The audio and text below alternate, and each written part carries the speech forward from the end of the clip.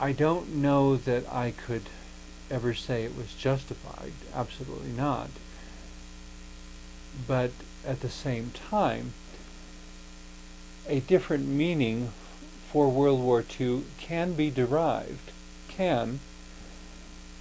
by noting the qualities that this horrible world-changing event brought out in various people in every different country, on both sides of the fight and all around the world. There were things that were brought out in people that would not have come out any other way, ways that people's lives were shaped,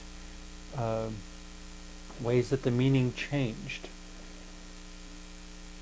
Meaning ultimately has to have interpretation, and it has to have relationship. You can't have a meaning without some sort of relationship between oneself and an object, oneself and a word. There's always a relationship between oneself or whoever's doing the perceiving and the object, the phrase, the situation, the challenge. And so really, if we're going to call meaning a question word and an important part of what it means to be alive and to be a human being, it's very much about relationship. You cannot have meaning without having a relationship. If we understand that, it then becomes more probable even that we will be able to create more meaning within our relationships. If we understand that's what they're about, then we can move in harmony with the question itself. If we know that meaning is asking about relationships, we can seek out those relationships that give us the most meaning. We can seek out those relationships that encourage us to develop ever greater meaning. And we can seek to create relationships that will create meaning when we understand how the two are so completely intertwined. The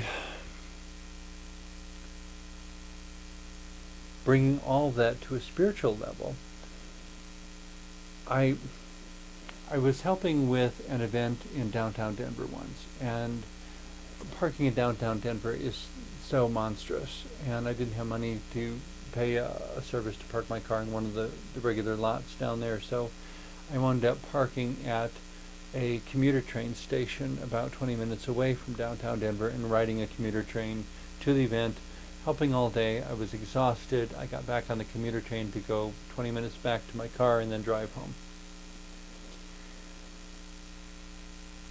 It was a Sunday, I believe, so there was only half a dozen people on the train at all. And surprisingly to me, I was just minding my own business, riding the train. Here come two security guards. And surprisingly, they initiated a discussion of theology with me on the train. And there was a small family sitting off to the right, listening in on the conversation. A young woman, a young man, and about a 2-year-old boy, I think. And to my surprise, these security guards on the train are asking me theological questions and asking about God. And I said, why would you... they asked me a particular question that was kind of leading toward a judgmental conclusion, and I just said, why would you want to believe in a God who would have nothing good in store for you or has no love for you? I understand that's the sort of God that some religions and some churches preach and describe, but my sense has always been that which is truly God is much more than what any church or religion has described, because all the descriptions are limited also by human language and by human comprehension. That which is truly God, I believe, is beyond human comprehension, because it would take something beyond human comprehension to create the universe out of nothing.